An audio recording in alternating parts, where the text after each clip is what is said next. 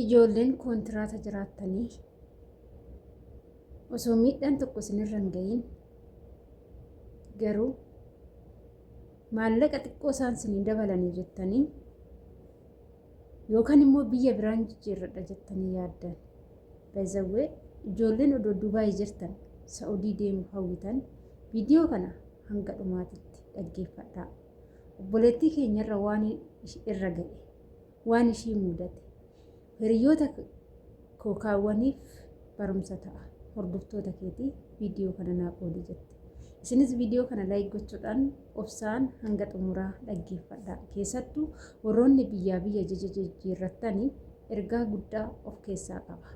Egaa nagaan hin daganne ashamaa harka fuunee kabajamtootaa fi daawwattoota hordoftoota keenya nageenyi koo kan jaalalaa fi kabajaa bakkaa fi lafa jirtan isiniif haa baay'atu.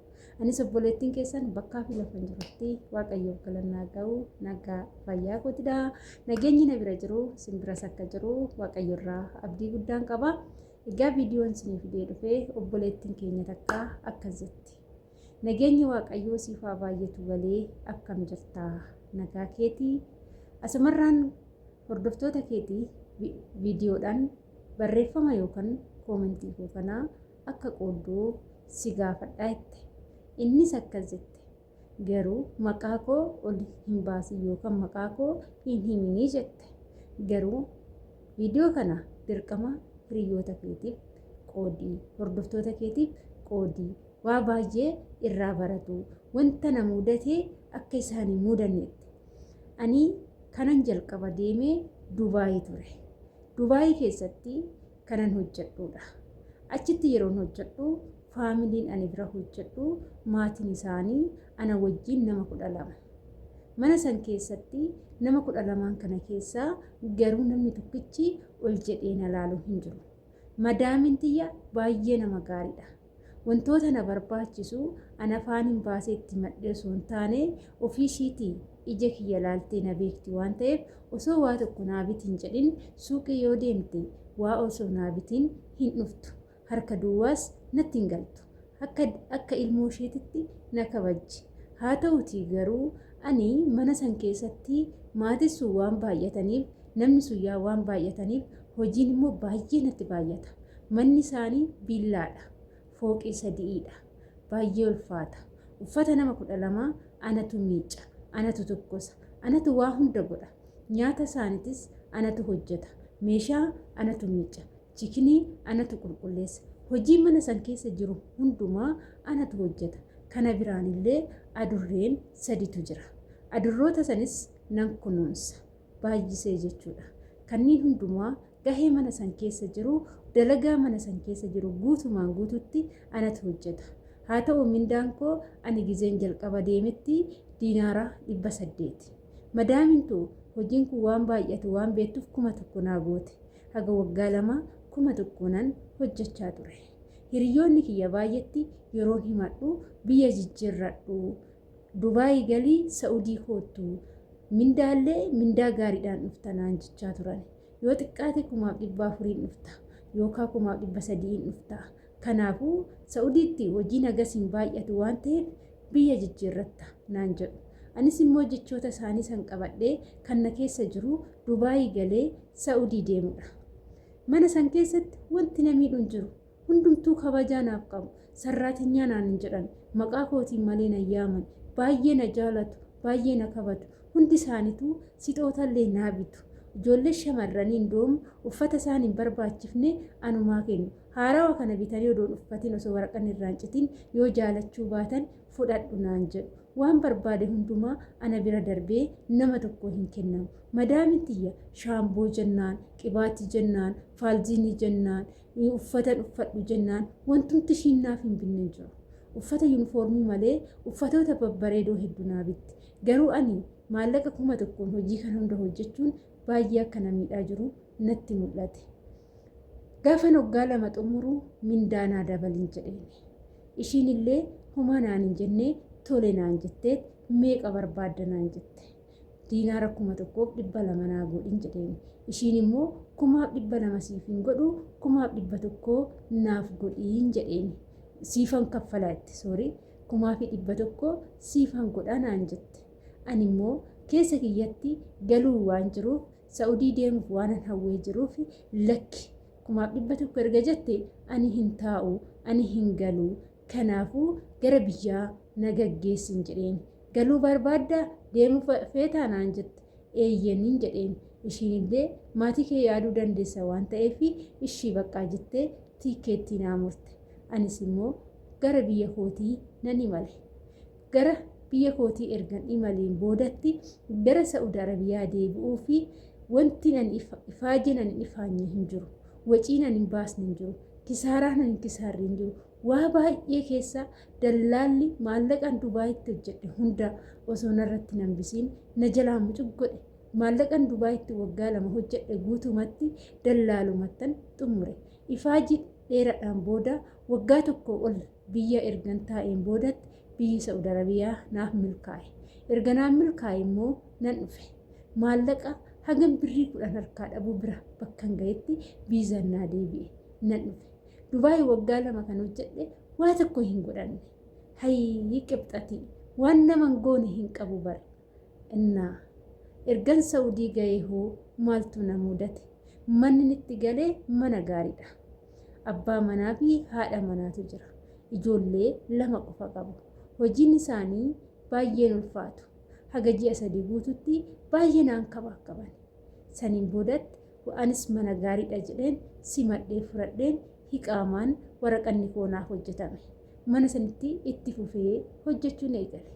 Erga guyyaa saniitii garuu madaamin amala natti jijjiirte. Wantuman hojjedhe kana irra deebi'ii qulqulleessi, irra deebi'ii hojjedhu naan jetti. Ishii jedhee tanan hojjechaa ture.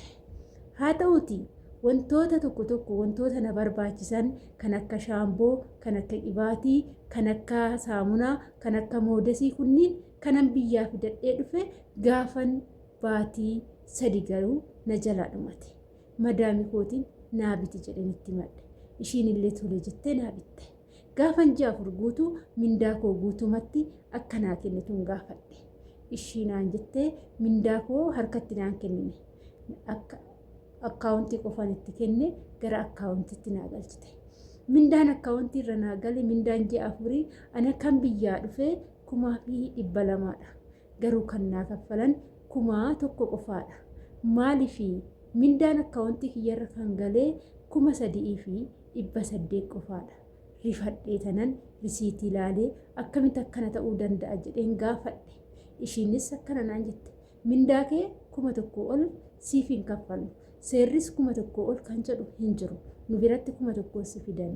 Immoo 200 meeshaa naa biti naan jettee meeshaan miila kaasii bite sanittan isattan baase isatti dhumate. Kanaafuu maallaqni keenya bira jiru 3,800 qofaadha naan jette. Baay'ee rifadhe baay'een gadde. Gola ormaa keessatti hojjettee 200 yoo sirraa citu baay'ee ulfaata. Kanumaan of seetanan itti dhiisee hojjedhe.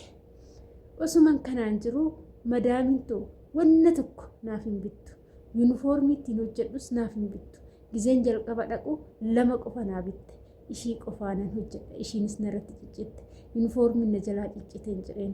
Ishii siifan bita jette. Gizee ishii jettu waanuma maallaqa ishiitiin naa bittu natti fakkaata. Ishiin garuu maallaqa kiyya keechaa murtee naa bitti. Gizee mindaa naa kennitu kanaanan sii bite jettee mindaa goonarraa murti. Itti dhiisee tanan wantuma hundumaa qusachaa sirma shaamboo qibaatii faalziinii minaamina kanaa naa bitiin jedhuun sababa mindaan koo akka muramu hin barbaanneef jechuudha.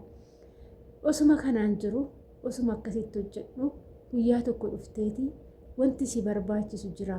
Suuqii deeman jira. Maalan sii bita naan jette. Ani immoo wanta akkasii guyyaa tokko naan jetteen beektu. Ani waggaa tokko darbeera mana isheetitti. Nan gammade. Tole kan Dubaayii santu natti mul'ate. Kan Dubaayii gizee suuqii deemtu maal barbaadda naan jetti yeroo hundumaa waan ta'eef. Anis immoo gammadee tanan wantoota na barbaachisu hunda isaatu tokkicha odoo hambisiin itti himadhe. Ishiin hin barreessiti. Ani ittan himadhe. Wanta itti barreesse itti hime hundumaa tokkicha isaa osoo hin hambisiin kan gatii wuddii kana naa bittee dhuftee naa kennite. Yeroo naa kennu gammadeen ishii galateeffadhe. Hagan dhungachuu bira ga'uu gahe gammadee baay'ee galatoomii jedheen wanta akkana argeen beeku hagan waggaa tokko guute akkanatti naa bitamee hin beeku waan ta'eef. Guyyaa kaan mindaan koo ga'e. Mindaa koo akkuma baratame akkaawuntii irra naa galchite. Yoo akkaawuntii irra naa galchitu mindaa ji'a 3 biraa qaba. 2,200 qofatu naa gale.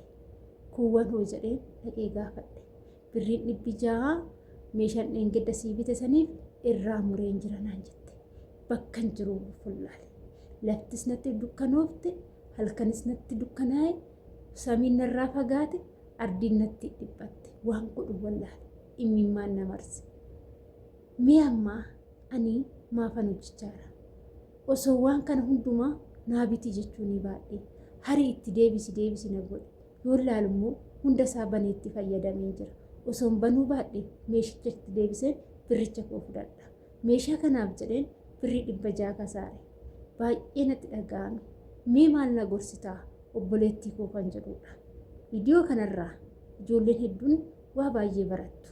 Asumarraan mana tokko odoo teechan mana sanitti wanti tokko odoo isinitti hin badiin osuma nagaan jirtan ijoolleen tokko mana tokko yoo jiraatan manni isaan jira sun mana gaariin dalibbuu yoo ta'e biyyi kun biyya akkanaati anuu mana akkanaan jira anuu mana akkanaan hojjechaa jira yeroo isiniin jedhan manni nama tokko gaarii yoo ta'e manni ati itti galtu immoo gaariidha jedhanii madaaluun nama rakkisa jechuudha. Maaliif nama rakkisu jechuudha. Maaliif jennaani namni kamuu akka amalaan bifaan garagaraa amalaanis garagaraadha.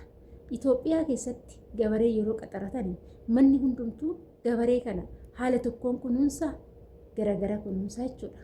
Asumarraa wanni nani jechuu barbaade mana tokkotti mana gaarii jirta yoo ta'e hojii sitti baay'ateef yoo ta'e mana nan jijjiirradha yoo jette mindaa maallaqa 100 jettee obboleettiin keenya kun kisaaraa kana hunda keejjatee osoo adabattee ishii baqqaa jettee teeche madaamin tun yookaan ishii madaaluuf 1,100 bichaa sii kenna jechuu ni dandeechi. Booda immoo waan jaallataniif mindaa kana 200 gochuu fi dandeechi ishiin. Garuu obsa dhabuun qibxatiin waan namni namaan jedhu dhaga'uun kinoo akkana nama godha. Dhugaan siniin jedha bakka tokko teechanii bakka tokko hawwina. Yoo akka manni sun sinitti hammaate yoo madaami hamtuu humna keechanii olii ta'e malee mana jijjiirrachuuf hin yaadina. Keessattuu ijoolleen hojiin sinitti baay'atu, dalagaan sinitti baay'atu, dalagaadha jettanii, dalagaan mana kanatti natti baay'ate jettanii waan akkanaa hin raawwatina. Manni madaamii hundumtuu dalagaan wal fakkaatan. Dalagaan isaanii ni salphata kan jedhamu jiru. Beezawwee hojii mana guddaa hojjechuu wayya, mana xiqqaa hojjechuurra mana guddaa dalagaan hin baay'ata jedhan hojjechuu wayya. Sababiin isaa warroonni ati bira hojjettu sunis dalagaan hin baay'ata, manni kuni guddaadha ni miidhamti jedhanis yaadu. Warroonni mana xixiqqoo garuu manni keenya xiqqishuudha, mana keenya keessatti hojiin hin jiru sin jedhu. Garuu hojiin mana xiqqoo san keessa sa'a 24 guutuu hin dhumatu dhugaan siniin jedha hojjechaa ooltu. Misgaanaa hin qabdanii garuu hojjechaa ooltu. Hojiin mul'anne hojjechaa ooltu. Mana guddaa keessa hojjettan garuu hojii mul'atu hojjechaa ooltu. Biyya tokko teechanii biyya tokko hawwina. Mindaa nama tokko ilaaltanii anis hagasan argadha jettanii hin yaadina. Manni tokko yoo nama san jaalatan mindaa ol kaasanii kaffaluu danda'u malee akka seera biyyattiittuu mindaa nama Saudi Arabiyaa ijoolleen haarawaa dhufanii 1,000 qofaadha. Ijoolleen afaan beekan garuu 200 jedhanii fiduu asitti 1,000 kaffaluuf ijoollee baay'een arge jechuudha. Biyyarraa 200 jedhanii fidanii yeroo asgaan mindaa isaanii madaamuun 1,000 bichaa kaffaluuf jechuudha. Anuu kan afaan beeku yeroo dhufu kana 1,000 qofa naa kaffalaa turan. Agoggaa tokko ani 1,000 qofa naa kaffalaa turan. Jaran kontiraata biratti galee tanatu naa dabale malee ana tasallee mindaa naaf hin daballee jechuudha. Kanaaf obboloota koo adaraa keessanii biyya jijjiirurra sammuu ofii jijjiirratanii waan argatan hojiirra oolfachuun nama barbaachisa jechuudha. Keessattuu ijoolleen amma haarawaa biyyarraa dhuftanii ijoollee sin dura jiran kan akka keenyaa kanneen irraa waa baay'ee barattu jedhee tanan abdii guddaa qaba. Yeroo ammaa kana miidiyaaleen garaagaraa tolee jira. Gorsoota adda addaa argachaa ooltu waan ta'eef waa baay'ee barattu jedhee tanan yaada. Viidiyoo kana keessattis waa baay'ee barattu jedhee yaada. Kanaafuu bakka jirtan sanitti hojjedhaati maallaqa keessan qabadhaati maallaqa dallaalatti gadi naxxanii biyya arabaa deebi'uurra maallaqa keessaniin dalagaa wayii waan isin madaalu wayii banattanii yoo hojjettanii tirfaammaa ta'uu dandeechu. Buna yoo nagaddan tirfaammaa ta'uu dandeechu. dirqama biyya arabaa bichaamti biyya arabaati galanii biyya arabaatti deebi'uun bu'aa tokkollee hin qabu siniin jedha. Egaa viidiyoo kiyya ammaaf asumarraan angoolabaa obboleettii koo dogongorri kee barumsa guddaa of keessaa qaba. Atis dogongora keetirraa barattee jirta. Amma immoo galtee biyya ormaan deema odoon taane adabadhuutii taa'itii amma manuma amma jirtu kana gadi jedhiitii hojjetadhu. Haa baddus ta'u wanta tokko naa bitaa hin jedhinii obsiitii taa'ee hojjedhu maallaqa kee qabadhu galii biyyatti hojii uummadhu malee ammallee asii galtee dallaalaa birrii kana kennitee biyya biraa yoo deebite ati dallaalumaaf jiraatta sin jedha. Yeroo amma biyya arabaa dhufuun ulfaatee jira. Yoo hin baratiin waraqaa 18 si barbaachisa. Akkasumas immoo maalii tiraaskiriptii maalii jedhan tokko COC tiraaskiriptiin jedhe COC nama barbaachisa. Waa baay'ee piroosesiin isaa waa baay'eetu jira jechuudha. Yeroo ammaa biyya arabaa deebi'uu fi nama barumsa kutaa 12 qormaata qophaa'e jechuudha. Qormaata san nama darbetu biyya kana dhufuu danda'a siniin jedha. Egaa viidiyoo kiyyaammaaf asumarraan angoolabaa waan wajjin turtaniif ulfaadhaa galatooma. Hanga viidiyoo biraatiin walitti turtii gaarii siniif haa ta'u. Viidiyoo kana keessa waa baay'ee barattu. Daqiiqaan isaatillee dheeratu waa baay'ee barattu. Daqiiqaan isaa dheerateera. Turtiin wajjin gootaniif galatoomadha.